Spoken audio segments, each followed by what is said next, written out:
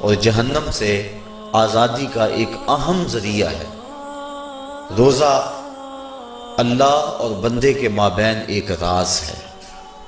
روزہ نور ہے، ضیاء اور روشنی ہے، اور آقا کریم صلی اللہ علیہ وآلہ وسلم نے روزے کی فضیلت بیان کرتے ہوئے ارشاد فرمایا کہ ہر شے کی کوئی زکوٰۃ ہوتی ہے، انسان کے جسم کی زکوٰۃ روزہ ہے۔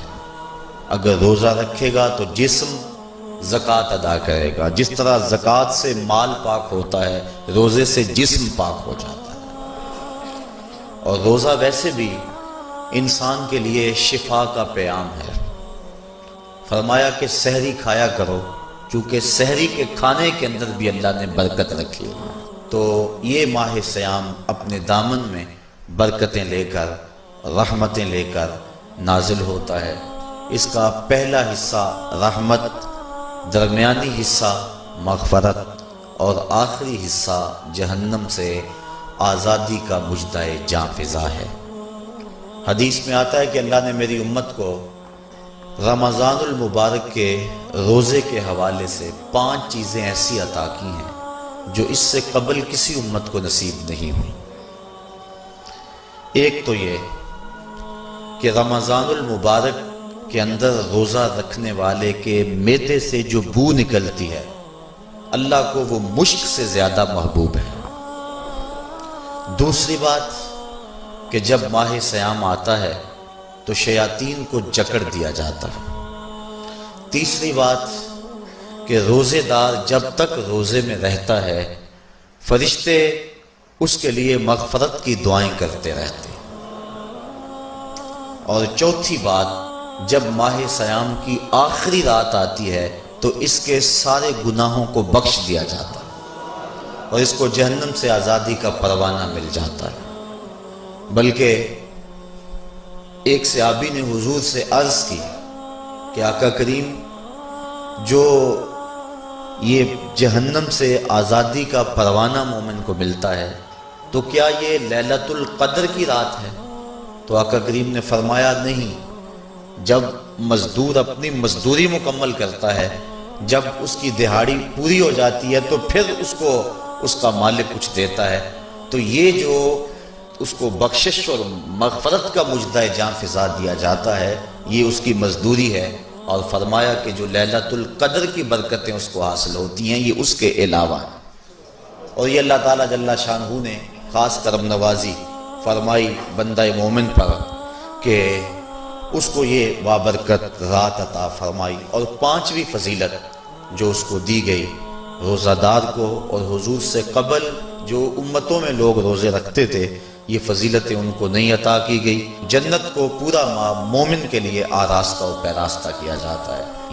حضرت ابو ہریرہ رضی اللہ تعالی عنہ سے ایک روایت مروی ہے جس کو امام بخاری اور امام مسلم نے روایت کیا کہ آقا کریم علیہ السلام نے ارشاد فرمایا، قال اللہ عز وجل، اللہ جل شانہ ارشاد فرماتا ہے، کل عمل ابن آدم لہو، ابن آدم کا ہر عمل اسی کے لیے ہے، الا الصوم فإنہ لی، ہاں مگر روزہ ہے جو وہ میرے لیے رکھتا ہے، وَأَنَا أَجْزِي بِهِ، اور اس کی جزا میں اسے دوں گا، وَالصِّيَامُ جُنَّةٌ، اور سیام روزہ ڈھال ہے، فَإِذَا كَانَ يَوْمُ صَوْمِ أَحَدِكُمْ فَلَا يَرْفُثْ وَلَا يَصْخَبْ فَإِنْ صَابَّهُ أَحَدٌ أَوْ قَاتَلَهُ فَلْيَقُلْ إِنِّي صَائِمٌ وَالَّذِي نَفْسُ مُحَمَّدٍ بِيَدِهِ لَخُلُوفُ فَمِ الصَّائِمِ أَطْيَبُ عِندَ اللَّهِ مِنْ رِيحِ الْمِسْكِ لِلصَّائِمِ فَرْحَتَانِ يَفْرَحُهُمَا إِذَا أَفْطَرَ فَرِحَ بِفِطْرِهِ وَإِذَا لَقِيَ رَبَّهُ فَرِحَ بِصَوْمِهِ۔ تو فرمایا کہ جب کوئی شخص روزہ رکھتا ہے تو اس کا یہ عمل اللہ کے لیے ہے اور اللہ تعالیٰ اس کی جزا دے گا۔ روزہ ڈھال ہے، جب کوئی شخص روزہ رکھے تو وہ اس کے اندر کوئی اللہ کی نافرمانی نہ کرے، یہاں تک کہ اگر اس کو کوئی شخص گالی بھی دے تو وہ یہ کہے کہ میرا روزہ ہے، میں صائم ہوں، میں نے روزہ رکھا ہوا ہے، یہ کہہ کے لڑنے والے کو، الجھنے والے کو ٹال دے۔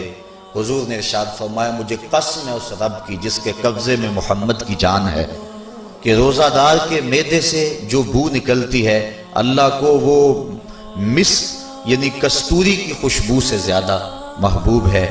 اور روزہ دار کے لیے دو خوشیاں ہیں، ایک خوشی اس کو اس وقت ملتی ہے جب وہ روزہ افطار کرتا ہے، اور دوسری خوشی اس کو اس وقت ملتی ہے جب اس روزے کے صلے میں اسے اپنے رب کا دیدار نصیب ہوگا۔ یہ بات ذہن میں رکھیں کہ اس دنیا پر سب سے بڑی دولت جو حضرت انسان کو دی گئی ہے وہ دولت ایمان ہے، اور قیامت کے دن سب سے بڑی دولت جو اہل ایمان کو دی جائے گی وہ اللہ تعالیٰ کا دیدار ہوگا۔ جنت کے حور و قصور، جنت کے محلات، جنت کی عالی نصب نعمتیں، دنیا کی کوئی دولت اور دنیا کی کوئی نعمت جنت کی کسی نعمت کا مقابلہ نہیں کر سکتی، لیکن جنت والے جنت میں جا کر جس نعمت کو سب سے بڑا سمجھیں گے، اور وہ ہوگی بھی حقیقت میں سب سے بڑی نعمت، ایسی نعمت کہ اس نعمت کے ملنے پہ باقی ساری نعمتوں کو بھول جائیں گے، وہ یہ ہے کہ رب اپنے رخ کرم سے پردہ ہٹا دے گا اور ان کو اپنا دیدار عطا فرما دے گا۔ تو یہ سب سے بڑی دولت جو مومن کو آخرت میں نصیب ہوگی یہ روزے کے صلے میں نصیب ہوگی۔ یہ روزے کا وہ ثمر ہے، یہ روزے کا وہ پھل ہے جو اللہ اہل ایمان کو قیامت کے دن عطا فرمائے گا۔